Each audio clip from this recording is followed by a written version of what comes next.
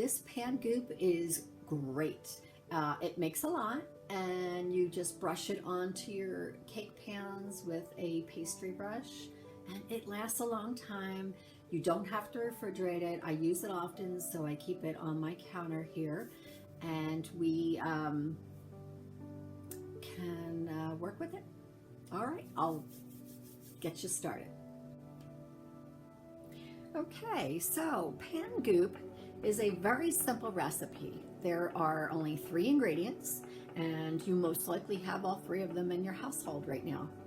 The one ingredient is flour, just all-purpose flour, either canola oil or vegetable oil, and shortening, solid shortening.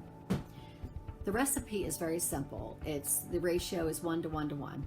1 cup of flour to 1 cup of canola or vegetable oil to 1 cup of shortening, and that is it.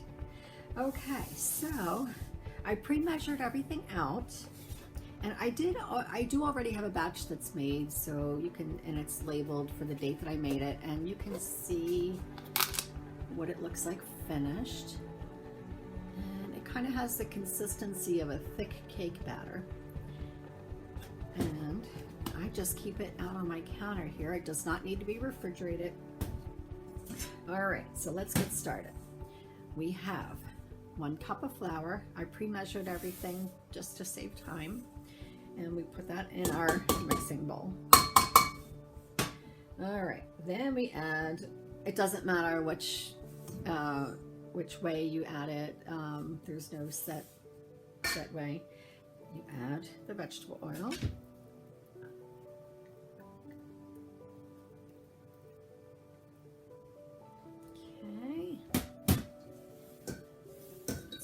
Up so you can see it better. And then I'm going to get a smaller spatula here for this to get it all out of there. And I pre-measured some solid shortening, 1 cup of solid shortening.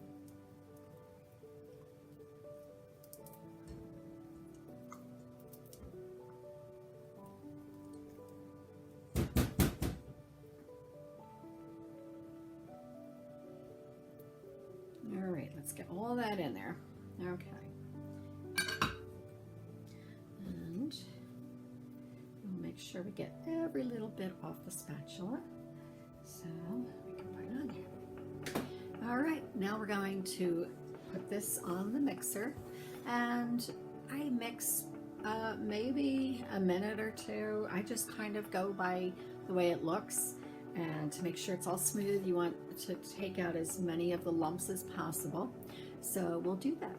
This down. I'm going to lock it in place. It doesn't need to. It's not going to get chunky where it'll jump. Okay, so we'll start out slow, just to mix the flour in, and make sure it doesn't just jump all over the place and poof out. All right, so now it's starting to mix up well. So we're going to turn it up to it's a little chunky, so we want to make sure we get those chunks out. All right, we have a lot of the Crisco that's sticking, so we want to make sure we get that off. Everything's got to be mixed properly. All right, let's just stir, make sure nothing's sticking to the bottom.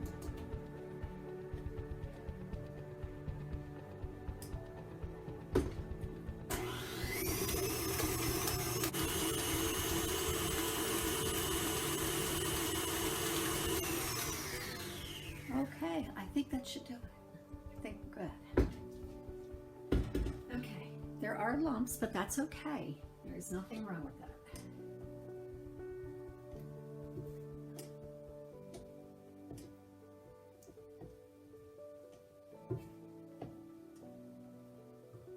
The lumps will work their way out.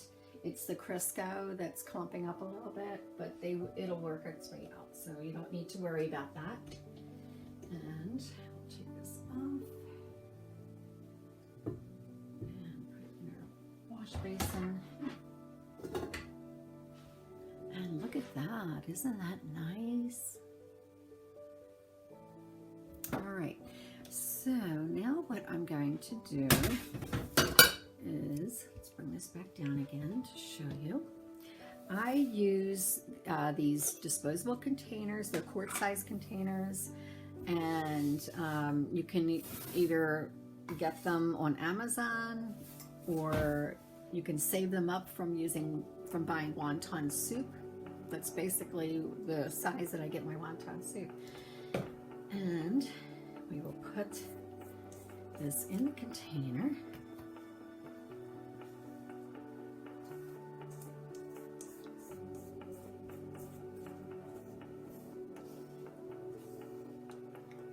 Trying to watch the video and do this at the same time because I want to make sure that I'm not blocking your view, and at the same time not spilling anything on the table. We don't want to do that.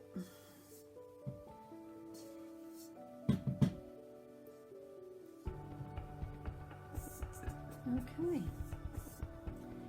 and there you have it. It's pretty smooth. There's a few little lumps in there, but that's okay.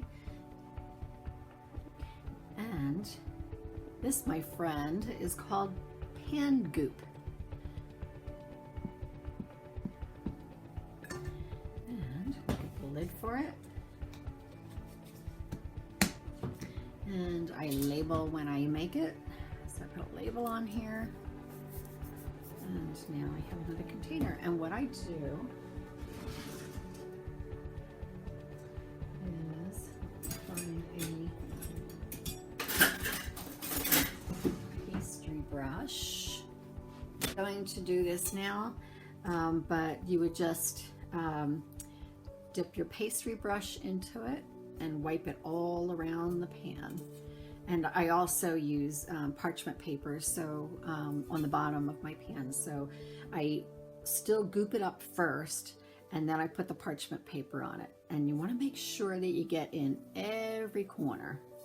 And you don't want to overdo it. You don't want to make it really thick, because sometimes that can work against you and it may end up causing sticking, and you don't want that. So just a really nice thin layer, but making sure you hit every inch of this pan. And it works amazing to get your pans to come out beautifully and non-stick.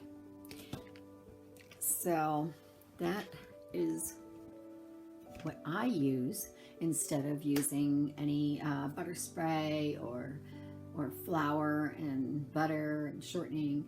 So it's all here, right here in the container. You just dip your pastry brush in and goop it around, and there you have it.